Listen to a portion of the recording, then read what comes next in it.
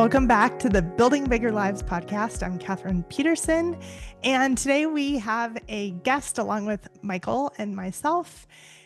It is Jay Crowell. He is the president of the National Retail Division for Cornerstone, and he has lived in Seattle since about the year 2000. He's a fellow finance major like myself, so that's always fun because aren't many of us out there.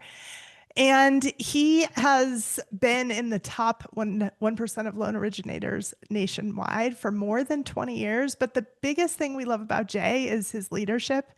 He's been involved with basketball coaching, basketball teams, and is just a great leader in our industry. So we're excited to bring him in. But first, I'm going to bring in my co-host, Michael Regan. Thanks for being here. Always glad to be with you, Kathryn, and glad to be with Jay today. You know, Jay's a guy that we've flown in a parallel universe for quite a long time, and anytime I get to interact with him, it's always a pleasure. We got to hang out not too long ago when the Seattle Mariners were crushing their playoff lock, and it was a great celebration. And during that time, we peeled off, and I said, "Hey, can I just get you to join us on the podcast?" He didn't flinch, Kathryn. He's like, "Tell me when." And here we are. So it's great to have you with us today, Jay. There's a lot I want to dig into, but please join the conversation. And thanks for joining us on Building Bigger Lives. Hey, it's great to be here today. I'm excited. Appreciate both of you, your passion to serve and bless our community. So what you're doing is meaningful and impactful, and I'm happy to be a part of it today. Well, listen, we couldn't be more excited to dig into this leadership journey because you, as Kathryn said, have a really unique one. It's clearly there's a storyline here on the professional side, but I would be remiss if we did not, at some level, look at the parallel universe you have on the basketball side, because I think you have been influenced by maybe one of the great leaders that we now get to follow on Fridays with Fred. Your father, the basketball coach, is clearly in your DNA, Jay, and it's awesome to watch. So maybe give our crew a little bit of a background on the great Fred Crowell. Okay, so my dad grew up in Anacortes, Washington, had scholarships to play basketball in college, ended up landing at the University of Idaho, and his basketball career didn't work out the same way that he wanted to, but he got to end up his last year, instead of being a scholarship basketball player, he got to coach the freshman team. And then that led to him getting a job as the head coach at University of Alaska, and he was the youngest head coach in the country. His claim to fame there was they had the 8th or 9th ranked defense in the country. But funny is, this is back in the 60s. So he's 22 years old, 23 years old as a coach. He had players that were older than him, and he wasn't old enough to rent a car on road trips. So one of his guys had to be his rental, check out the vans when they were driving around. So he coached at another D1 in Alabama called Samford University, and then he started NBC camps. At the time, was Northwest Basketball Camps in 1971, and grew that. Started doing that full time in 1979. And he grew that to, we probably had years where there was 14,000 kids coming through that program a summer. So he's coached his kind of legacies, 2 to maybe 300,000 kids have kind of come through that system. And he's coached all over the country, all over the world. And so he's had a great impact. And he, really kind of started being able to utilize the game of basketball to teach the game of life. And people said he would fail at trying to combine those two things. And his commitment was to deliver the best in basketball and earn the right to be able to talk about the life skills that he thought were really important, because he knows that basketball ends, but life, goes on forever. And so if we can learn the skills that basketball teaches to be better, people, better spouses, better parents, business leaders, contributors to our community, we can make a great impact. And so basketball is a great metaphor for the game of life. And he was a great teacher of life skills, but that started because he was a great basketball coach. Okay, so Kathryn, this is Jay's dad. Like, can you imagine you're growing up in a house with this guy who has this kind of mindset and this opportunity to influence not just a few kids a year. Like, listen to these camps. Like, I'm picturing, Jay, you're growing up in a house with your dad doing that, and somewhere in a different part of the country. I'm going to like a Gene Bartow basketball camp, and I'm picturing your dad is running that camp. Like, that's how big this thing was. Yeah, I don't know that camp, but I mean, back when I was, in my formative years, elementary, junior high, high school years. Now it's a little bit different because there's a lot more camps. They're spread out. They can tend to be a little bit smaller, but you're typically looking at like average week of camp was like 300 athletes. Most of the camps would be, all boys 1 week, and then there might be a girls week, and then vice versa. Some of those would be back in the late 80s and through the 90s. Our team camps were huge, so we'd have probably 4 to 6 weeks of camp where you're bringing in high school teams, and so you might have 300 to 400 high school boys or high school girls, and that would be a team camp setup. And that was really like a camp, not like what team camps are today, which is basically just a glorified tournament at a college campus. So it's still, you're waking up and doing ball handling, you're doing the skill work in the mornings, and then team play in the afternoons and evenings. And then there'd always be, an evening program, which would be, some rah-rah and some fun, a skit, and then, chalk talk. So yeah, my life was like that. And really from as soon as I was little, the rule was, I basically had to be able to wipe. And then as soon as I could do that, I got to go with him. So, because he wasn't, going to take care of diapers and stuff like that. So when I was little, I'd usually get out of school like a week early. I'd take my last tests early, and we'd go to Alaska, and I'd be in Alaska 2 to 3, sometimes 4 weeks with him in Alaska. And then we'd come home, and there'd probably usually be a camp or two in Washington. And then we'd go to Oregon for a big chunk. So I was at Eastern Oregon University, La Grande, Oregon.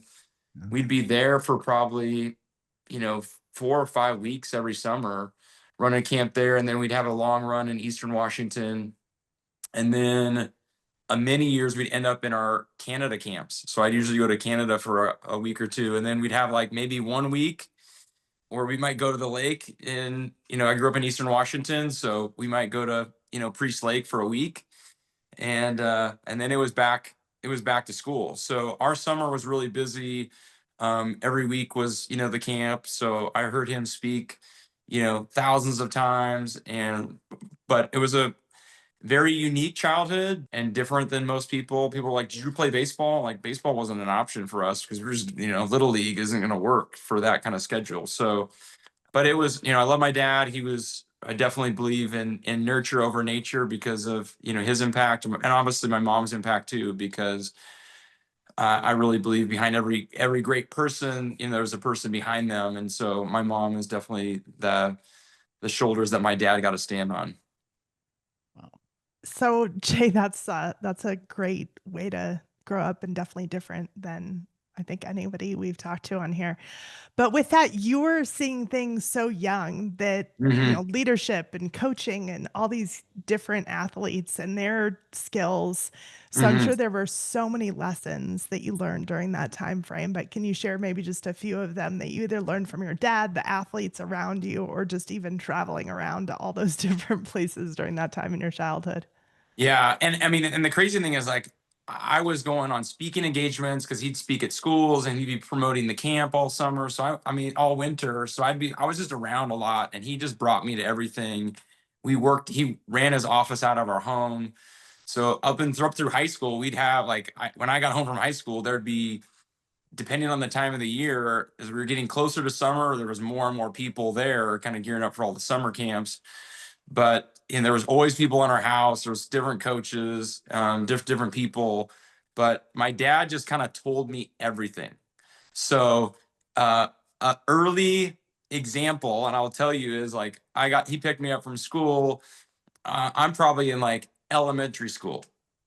And he was telling me, I was like, he's like, how's your day? I was like, how's your, and I tell him about some stuff, and I was like, how's your day? He's like, I was really frustrated. And this is December. And I said, well, what's frustrating? He's like, well, I sat down with some of the employees, and they were mad at me. And I said, well, were they mad at you? And he said, because there's no bonus.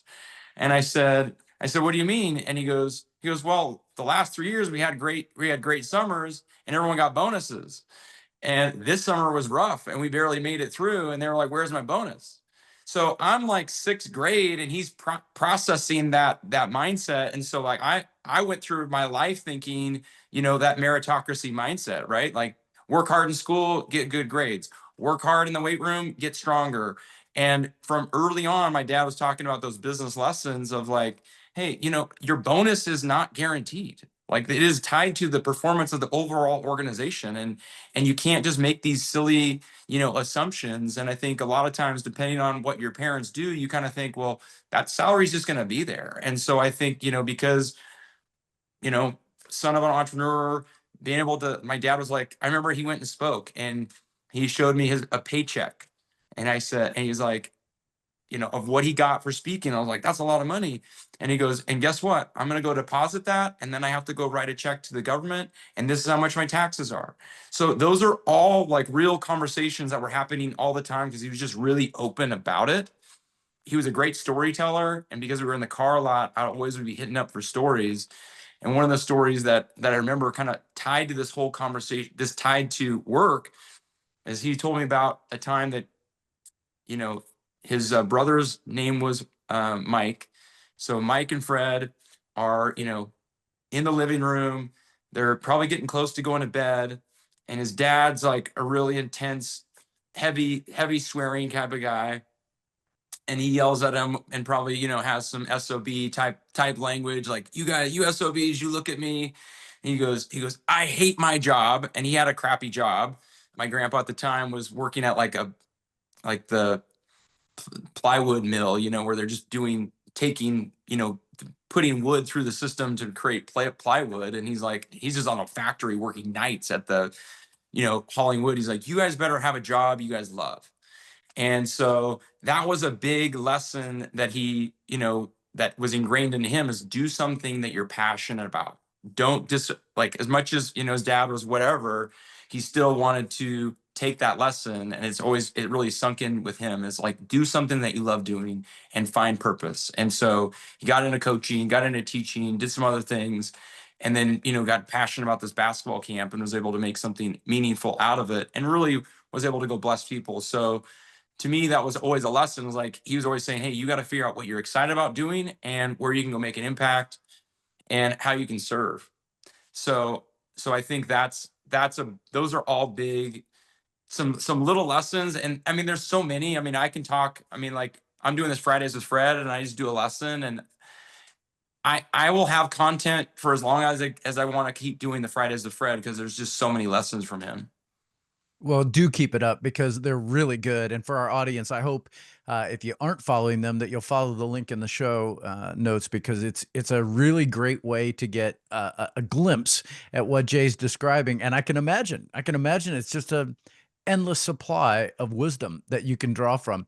All right, so give me a little bit of a segue here, because at some point, I mean, I could spend the whole time learning about your dad, but I also want to learn about you. I want to learn how you then mature into this, maybe teenage boy, young man. Somewhere along the way, you're starting to get the vision for your future, your version of where this goes. I mean, clearly you're onboarded with some great life lessons, but at some point you got to make your own decisions. And I'm guessing your dad didn't just hand you anything. You worked for all of it. So what does that look like? When do you start dreaming about, who do I want to be? What do I want life to look like? Tell me a little bit about that version of your experience.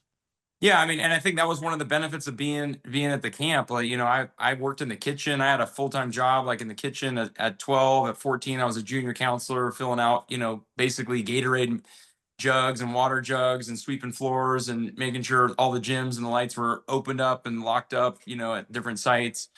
And then I started coaching. I got to be a coach, at 14. So that was my original plan. I love basketball. I was actually having a conversation with a friend of mine. He's one of my best friends. We met at the camp. I've known him from all my life. His dad worked at the NBC for 25 plus years. And one of the benefits that he had, and he ended up my son got in the car, and I was telling him, I was like, you got to have that mindset that Nate had. So my buddy Nate, it had this mindset as like, whenever he watched a game, when any program, he thought he was the best player out there. And he kind of felt like there's some negativity to that. And I'm like, but there's such gold to that too. because you got to be able to figure out how to have that moxie of like, hey, I deserve to be out there.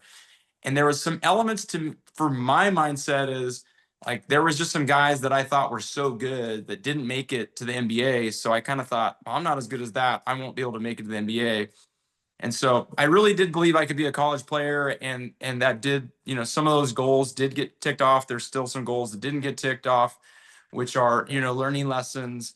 But I would say my path originally was I want to be a college basketball coach, and that's kind of why I chose the school that I started at, because I felt like that was the best path to be able to play, and then also to launch into being able to be a college coach. But probably 9 months into that, I was like, I don't want to be a college coach. And so then I kind of candidly went through a little bit of depression, because I was just kind of figure out like, hey, what do I want to do? My backup was like, I thought I'd like to be, I love basketball, and I love like detective movies and like, killer thriller detective shows. And so I was like, I want to be a forensic psychologist, but some of those psych classes were so boring. So I changed my major, and my dad was like, just kind of made it a comment, like, and a couple of my friends started taking business classes, and I was listening about that. And I was like, that sounds really interesting. And I'm like,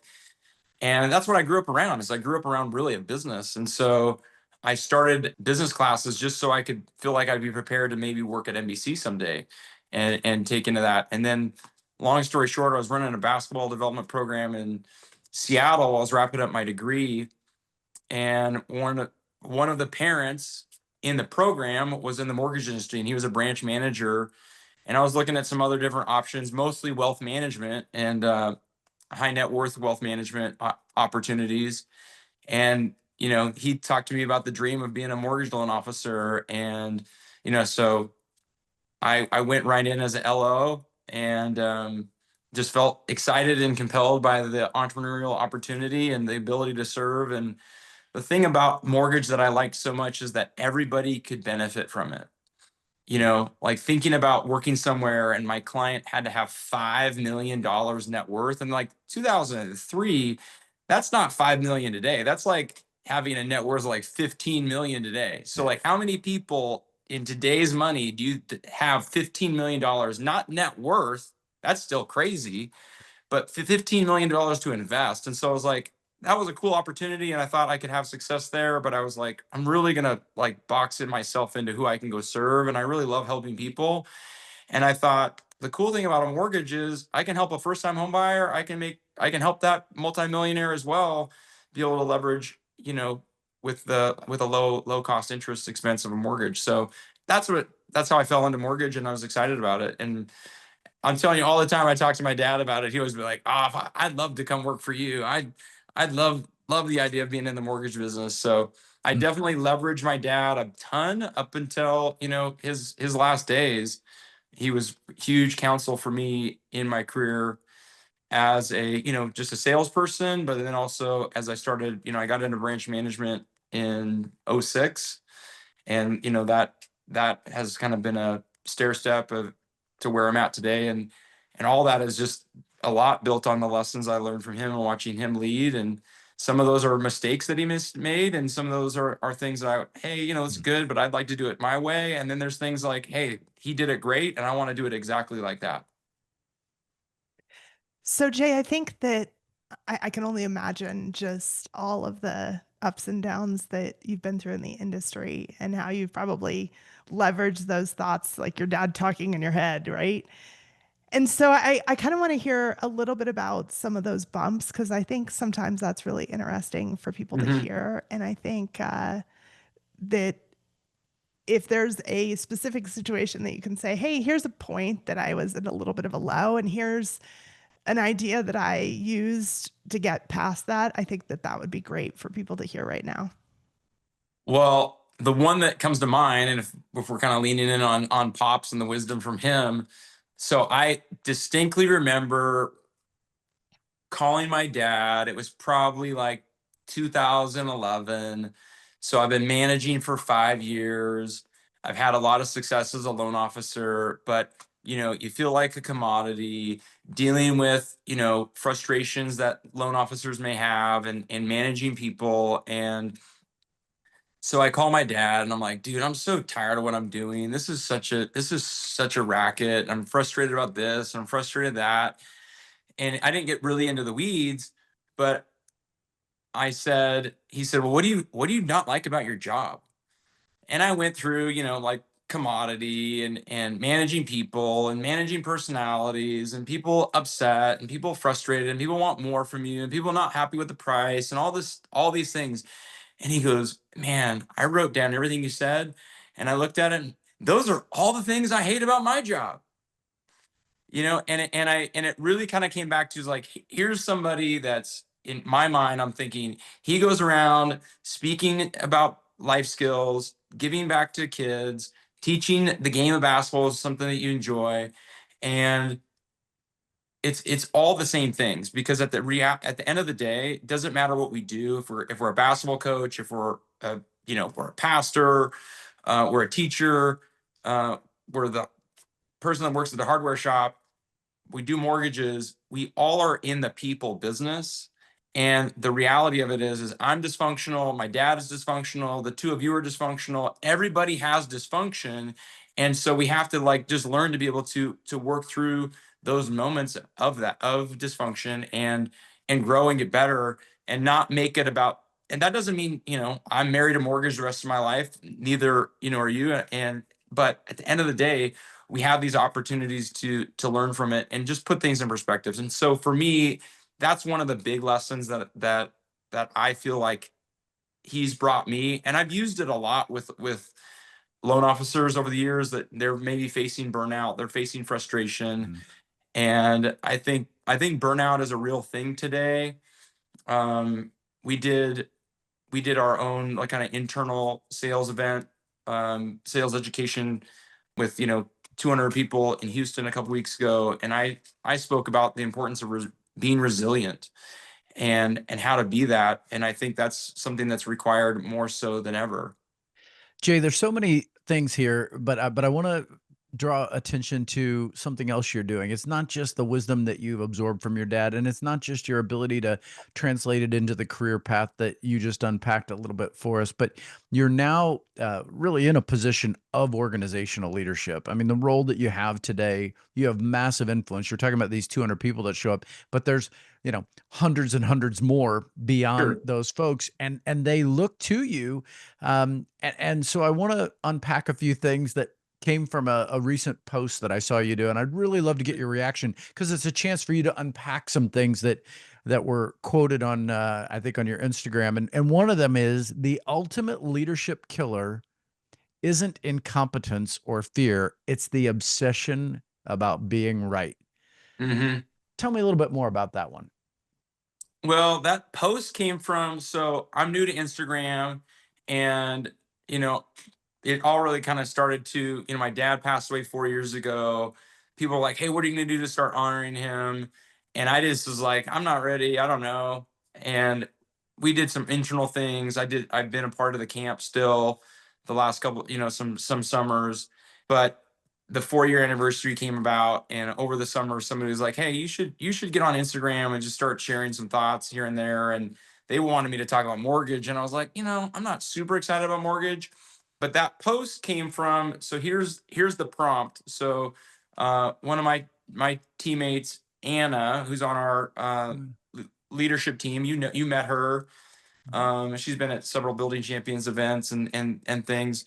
And so she's kind of been helping me a little bit, because she's really into Instagram. And I was like, hey, I'm thinking about this. She's like, great, you should. We need to do it. I was like, well, can you help me? And so her prompt was, what is something that you wish you would have known earlier or learned earlier? And so that all stems from, and I don't know if we did a reel, and then I wrote that post. And so the reel was basically, one thing that I wish I would have learned earlier is stop trying to be right. Mm. And I would say I was almost like, as a byproduct of my dad. So this is one of the things that I would say is a fault of, how he raised us, is like, be confident in your opinions. And like, he would bulldoze us, and he loved it when we would get pissed at him and like fight back and be tough, because he wanted us to be tough. And so if we responded in anger in a productive way, it got edified. And so anger for me has been such a valuable tool, but it's also been super destructive, because it's not a great motivator off the basketball court. And it's really challenging in, one-on-ones to have your anger be your fuel. So I've worked really hard to course correct that. But I think one of those things is like, he really, when we had strong opinions and fought for those opinions and ended up being right about those opinions, we got a lot of positive reinforcement for that. And so I'm not blaming him for this, but I mean, the reality of it is it is a little bit how we were raised. And so I remember I share this example of being in a conversation with somebody, and this is what I mean, I feel so stupid talking about it now, but it's hurt my marriage, and it's an area that I have to continue to work on and be mindful of. So it's like, I call it like being an addict, right? Like, so if you're addicted to cocaine in your 20s, you're always an addict to cocaine. You just have chosen to be sober, right? If you're an alcoholic, you're always an alcoholic. And I know this because my mom is a chemical dependency counselor. And so you have to always own that you are an addict. You just have decided to build other neural pathways to, make good decisions. And so I have an addiction to being right, and I'm just working on not feeding that. So I wish I would have learned that sooner. But I remember this conversation. That's what I share in the post, is that she says, it's really important for you to be right. And I respond with, yeah, and I am right now. And so it's just like, how crazy that was my mindset. But obviously, that's 15 years ago. And so I'm definitely had, some lessons to help me wise up. But that was my intent, was to share something that, from Anna's prompt, is what's one thing. And I, spent the weekend thinking about it. I was like, the one thing I wish I would have learned is trying to be right all the time is a huge crippling mistake. Yeah, what a energy drainer it is too, because it's never satisfied. You're always on that wheel. Here's one more I want to throw at you, just because again, these were fascinating to me because they're really great lessons. And then Kathryn, I'll give you a spot. Seek to understand, not to win. The best leaders assume they might be missing something. Well, I think it comes back from that truth of like, you're right and you lose, and I think that's a big thing. So trying to operate from a place of, there doesn't need to be winning and losing, and there can just be collaboration. And so just really trying to appreciate and start from a place of gratitude, that I appreciate the other person's viewpoint. I can take that in, and I don't need to take that as my truth, but I can take that as counsel. And even if I think that's great insight, and I'm like, that may not be the right decision for me. And so just trying to be able to separate that a little bit, from, and just removing the idea of right and wrong, best. And that's our society kind of gears us in that direction, right? And I think that's where there's a lot of division, is we can't kind of sit with differing opinions. And so I think the biggest thing is, if I think about how to understand where they're coming from and what they're trying to share, then it turns off this, is it good, is it bad? And labeling it, categorizing it, qualifying it, and just trying to take in the good information.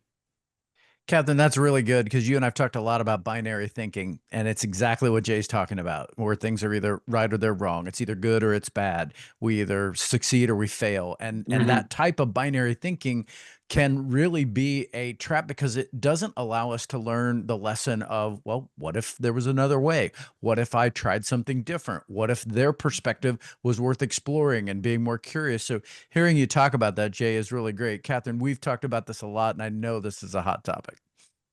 Yeah, curiosity is, I think, one of the biggest things. You have another quote about that. Choose curiosity over certainty. But one of the things that I think our listeners would want to know is, if Because having that curiosity as a leader can be tough because you want to be the authority, but you also need to listen and need to see those blind spots. So, what's some advice that you have for upcoming leaders on how to build that curiosity and muscle, kind of like you did with your anger muscle, but the opposite? Yeah, I would say I think the lesson is be curious and take all the feedback. Hearing everybody's perspective only makes the opportunity better. And really try to think about that. The best way to can maybe describe it is like a soup. And my wife makes great soups and great stews, and there's just so much that goes into it. And a lot of times the flavor, you put everything in, and if you taste it right away, it doesn't taste that good. But if you let it simmer, if you let it sit there for a little bit, the flavor is enhanced. And so the the leader really needs to be able to come back and say, hey, how am I going to decide and act on it? It's not necessarily like being right or having the influence on that, because the truth of it is, just like Monday morning quarterback, I'm a, I've never taken a snap as quarterback in pads. I've only played flag football. Now I've watched boatloads of football, and I obviously have like a coach's perspective and been around lots of sports. And so, you watch it enough, you kind of have some opinions, but I'm a great quarterback from that couch. But I am not a quarterback. And so it's easy to to be in a manager role and opine about the CEO's decision or the president's decision or the area manager's decision, or to share to your friend, hey, this is what you should do in your relationship. Like, that's easy because you're not in it. And so all that I can say is thinking about it like the stew. So, hey, what are all the things that we should put in our crock pot or in that pan, uh, you know, and evaluate it and say, hey, those are all great ideas. You know what? On this one, like, these two aren't going to work, and I really want it to be this direction. And you just have to be okay as the executive chef saying, this is what I'm going to be able to put on the plate. And using that metaphor of like, hey, I'm going to take all the everyone's counsel, but I have to take it's not so much about choosing the best solution. It's putting all the different pieces together. And some of that is just allowing the situation to simmer. And it is okay to take some time to reflect. It is okay to say, you know what? I'm not ready for that call. I'm not ready for this conversation. I'm not ready to make a decision yet. But I also believe, and Building Champions taught me this, is the importance of setting by wins and having deadlines. And there's nothing wrong with some procrastination, because in that procrastination, it gives you some time to just keep getting creative and thinking about the different solutions and how do you integrate it, and how do I take Joe's idea and Mikhail's idea and Anna's idea and Kelly's idea, and all those are great feedback, and say, hey, you know what, I can take some elements of this, or you know what, we're just running with Jason's idea this time, and next time, we're going to try somebody else's. But at the end of the day, whoever gets the credit, that shouldn't matter, but the ownership should always be on, the mistake should always be held with you. And I think that's a lesson from athletics that I really try to embrace, is players win the game and coaches own the losses.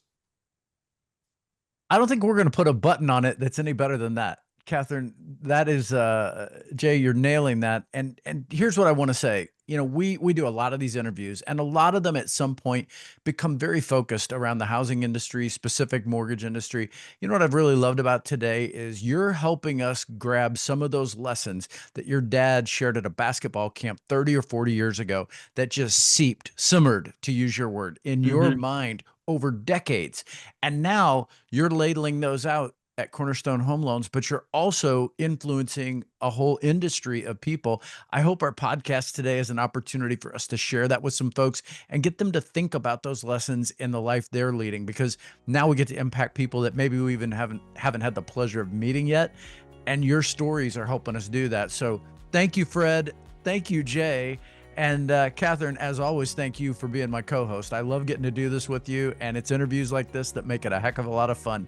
So that puts a wrap on this episode of Building Bigger Lives. Jay, thanks for joining us. Kathryn, we'll see you again next week. And all of you, thanks for tuning in. Please, if you enjoyed this episode, we'd love for you to share it with someone who would love to hear it, and we'd love your feedback in the notes below. Have a good week.